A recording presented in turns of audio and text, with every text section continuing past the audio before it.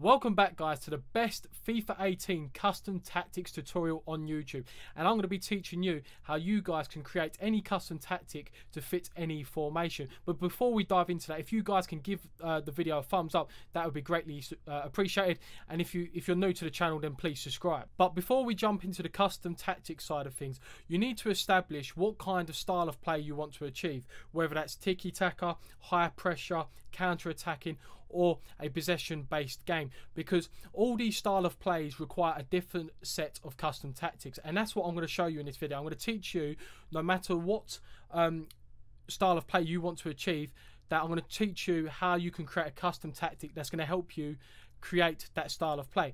So now in your head you want to create a certain style of play, and you've decided on that, you're then going to want to choose your formation. So for the purpose of this video, I'm going to create a high pressure tiki-taka style of play, and the formation that I believe which is the best to cover this style of play is the 4-1-2-1-2 narrow. And the reason why I suggest the 4-1-2-1-2 narrow for the tiki-taka style of play is because you've got the 4 central players with the CDM, the 2 centre mids and the cam, which allows you to take control of the midfield, which allows you to press centrally and regain the ball. So that is the style of play we're looking to achieve. We're looking to achieve higher pressure, but also being effective with the ball and playing tiki-taka. So you've established what formation you're going to play, your style of play. This is where you jump into the custom tactics, and we'll go into the custom tactics screen. I've just got to put a player in, so we just put a striker in quickly, put Suarez in. Right, sorry for that, guys, but yeah, we jump into the custom tactics side of things, and obviously for most people, you probably just see a bunch of numbers. You're not sure where to start, sort of thing. And I'm going to go through each filter and explain. So, as I said, each style of play requires a different set of custom tactics, and you've got to keep in your head how you want to play. So we want to play high pressure but quick play for the tiki-taka 4-1-2-1-2 narrow.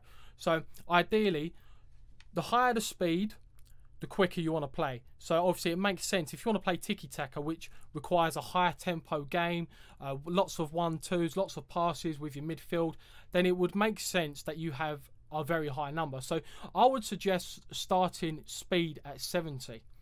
Right, we're playing a narrow formation, obviously with the CDM, 2 centre mids and the cam. So passing is on 50. But again, we're trying to create that tiki-taka, so we want the players to be closer together. Not too close though, because we're already playing a narrow formation. So it'd be no good if we just stick it on 20, because then the players will be literally right on top of each other, and they will not be creating that tiki-taka effect, because they literally be 2 or 3 yards away from each other.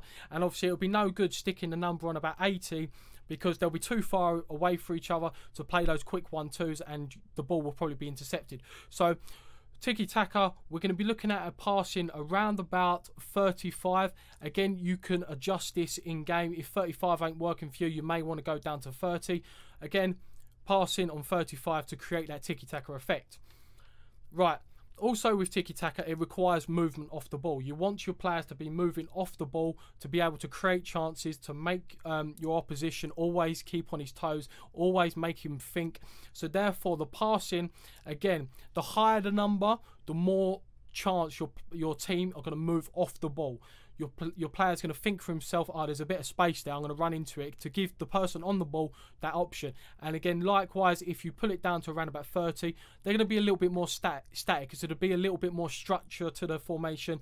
It's going to be more, it's going to be harder to break down for the opposition. So again, ideally, for a tiki-taka formation, we want to be on around about 65 to 70. Again, I'm going to start off at 65, so it's not too over the top, but it's still a decent barrier where you'll be able to create chances. Crossing.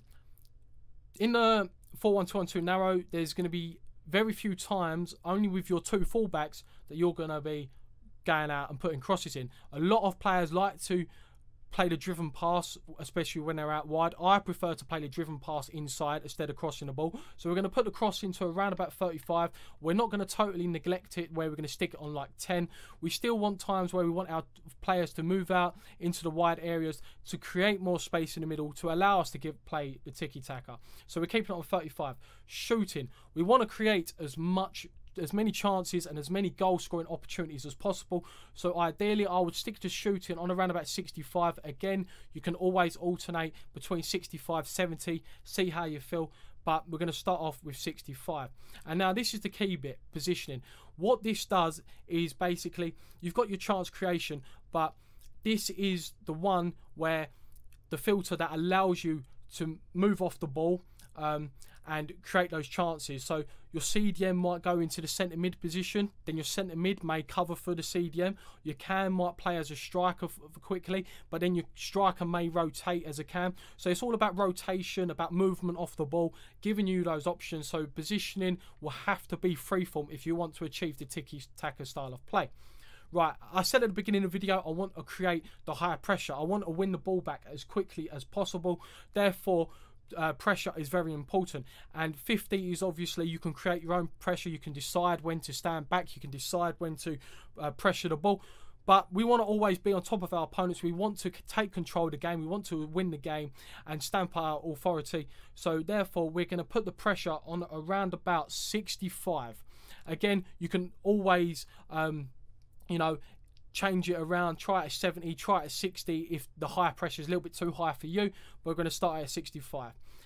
Pressure and aggression sort of work with each other.